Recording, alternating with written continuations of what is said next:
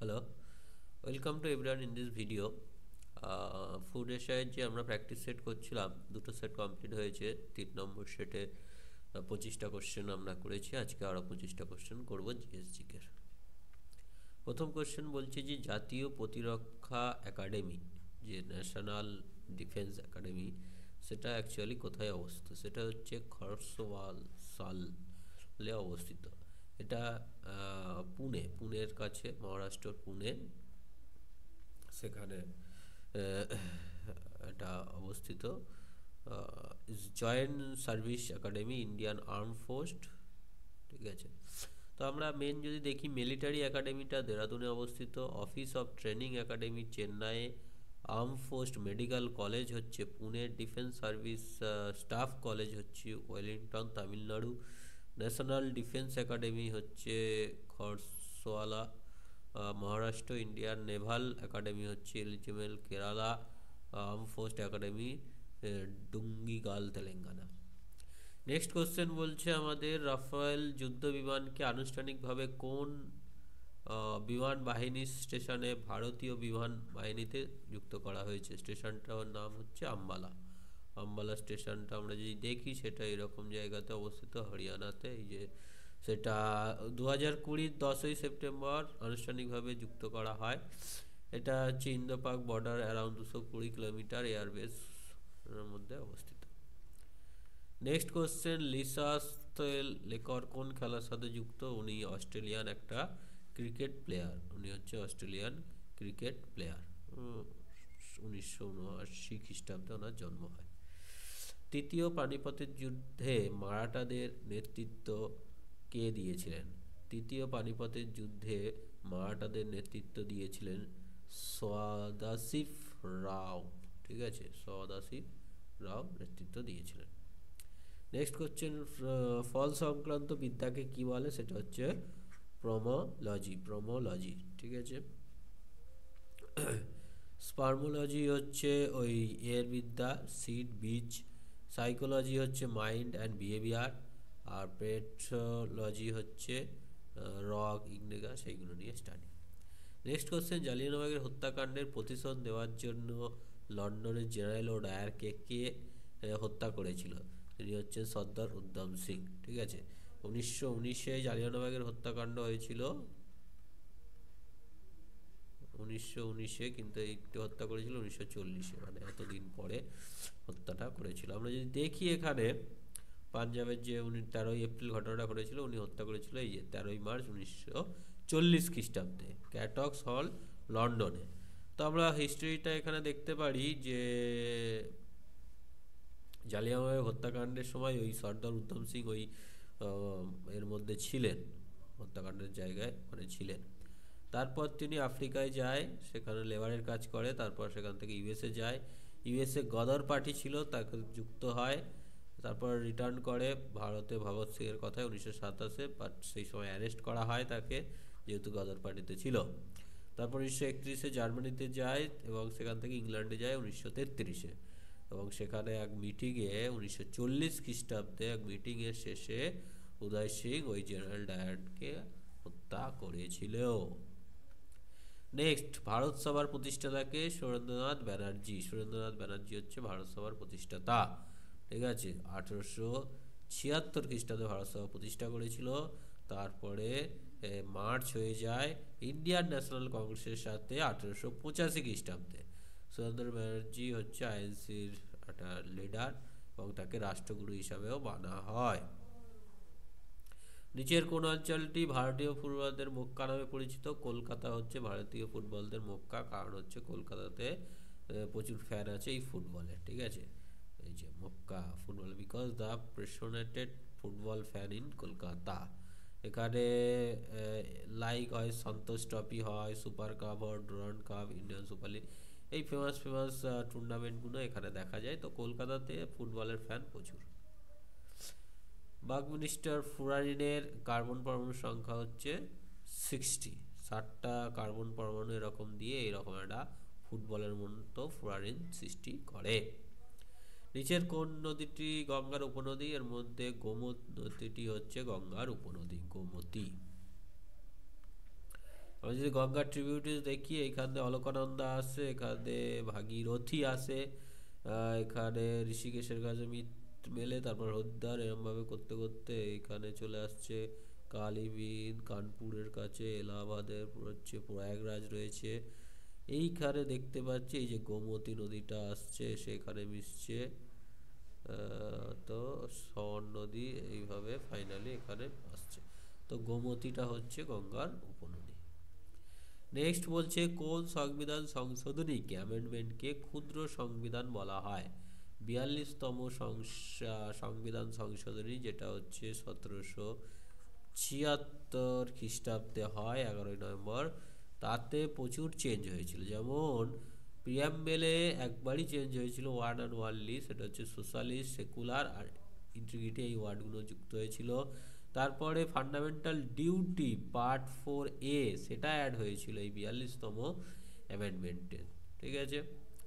Next question, সৌরচুল্লিতে কি ধরনের দর্পণ ব্যবহার করা হয়? সেটা হচ্ছে অবতল দর্পণ ব্যবহার করা হয় সৌরচুল্লিতে, যাতে লাইটটা রিফ্লেক্ট হয়ে একটা জায়গায় কনসেন্ট্রেট হয়। এই যে সূর্য আসবে, এখান থেকে রিফ্লেক্ট হয়ে এই জায়গায় কনসেন্ট্রেট হয়ে এখানে পড়বে, রান্না হবে। তো এই হচ্ছে প্র্যাকটিক্যালি যদি দেখি, আমরা একটা বড় মিরর দিয়ে এই জায়গায় লাইটগুলো রিফ্লেক্ট হয়ে এসে এখানে পড়ে, গিয়ে এখানে এক জায়গায় পড়লে এখানে প্রচুর হিট তৈরি হবে। নেক্সট কোশ্চেন বলছে ভারতীয় সশস্ত্র বাহিনীর সর্বাধিনায়ক কে? ভারতীয় সশস্ত্র বাহিনীর সর্বাধিনায়ক হচ্ছে রাষ্ট্রপতি। আমরা যদি দেখি আর্টিকেল 52 to 62 প্রেসিডেন্ট নিয়ে কথা বলা আছে, পার্ট 5 যুক্ত। 56 বলছে সেখানে টার্ম অফ অফিস কতদিন থাকবে প্রেসিডেন্ট। 60 বলছে ওথ, যে শপথ নেয়। 63 থেকে 67 হচ্ছে ভাইস প্রেসিডেন্ট নিয়ে, আর 67 during term of vice president এটা। তো এখানে আমরা যদি দেখি, তো মিনিস্ট্রি অফ ডিফেন্সের সুপ্রিম কমান্ডার হচ্ছে প্রেসিডেন্ট। ওকে।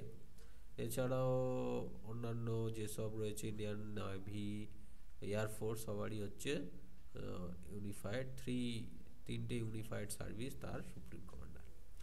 নেক্সট কোশ্চেন, কে লোকসভা ও রাজ্যসভার যৌথ অধিবেশনে তলব করতে পারেন? তিনি হচ্ছে রাষ্ট্রপতি। রাষ্ট্রপতি চাইলে দুটোর জয়েন্ট মিটিং করতে পারেন। আর্টিকেল 108 অনুযায়ী Indian constitution joint sitting of the parliament can be by president.